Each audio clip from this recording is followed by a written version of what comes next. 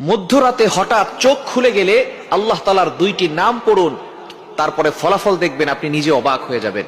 মধ্যরাত, এই রাতটা হচ্ছে রাতের শেষ অংশে যদি আপনার চোখ খুলে যায় তাহলে মনে করবেন আল্লাহ তাআলা আপনাকে সফলতার দ্বার প্রান্তে পৌঁছে দেওয়ার জন্য আপনার চোখটাকে খুলে দিয়েছেন। কিন্তু দুঃখজনক হলেও সত্য, আমরা অনেকেই রাতের বেলা হঠাৎ করে চোখ খুলে গেলে অথবা ঘুম ভেঙে গেলে কিন্তু আমরা আল্লাহকে স্মরণ করি না। এই সময়টা হচ্ছে সবচেয়ে গুরুত্বপূর্ণ সময়। বুখারী শরীফের বর্ণনা, নবীজি সাল্লাল্লাহু আলাইহি সাল্লাম জানিয়ে দিয়েছেন, নবীজি সাল্লাল্লাহু আলাইহি সাল্লাম বলেন, রাতের শেষ অংশে, মধ্যরাতের পরেই রাতের শেষ অংশে যখন রাত একেবারে গভীর হয়ে যায়, এই সময়টা আল্লাহ তাআলা প্রথম আসমানে চলে আসেন এবং আল্লাহ তাআলা বান্দাদেরকে ডাকতে থাকেন, কার কি লাগবে আমি আল্লাহর কাছে চাও, আমি আল্লাহর কাছে বলো। অভাবে পড়ে গেছো, বিপদে পড়ে গেছো, তুমি টেনশনে পড়ে গেছো, দুশ্চিন্তায় পড়ে গেছো, আমি আল্লাহর কাছে সাহায্য চাও, আমি আল্লাহ তাআলা সকল বিপদ আপদ থেকে, বালা মুসিবত থেকে তোমাকে হেফাজত করব। সুতরাং আল্লাহ নিজে এসে ওই সময় বান্দাদেরকে ডাকতে থাকেন। মুয়াজ্জিন 5 বার প্রতিদিন মানুষকে ডাকে, হাইয়া আলাস সালাহ, হাইয়া আলাল ফালাহ, কাম টু দা সাকসেস, সফলতার দিকে আসো, কল্যাণের দিকে আসো। কিন্তু একটা সময় এমন আছে যেই সময় আল্লাহ নিজে বান্দাদেরকে ডাকতে থাকেন।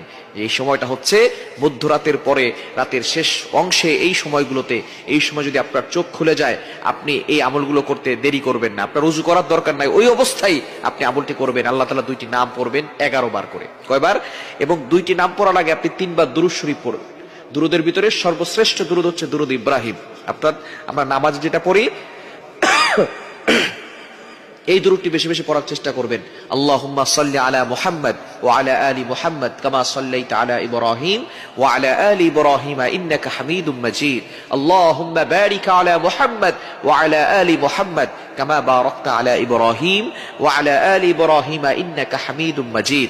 এটা আপনি 3 বার পড়বেন। আর যদি এটা একটু বেশি কষ্ট হয়ে যায় তাহলে সাল্লাল্লাহু আলাইহি ওয়াসাল্লাম, সাল্লাল্লাহু আলাইহি ওয়াসাল্লাম, সাল্লাল্লাহু আলাইহি ওয়াসাল্লাম, এটা 3 বার পড়বেন।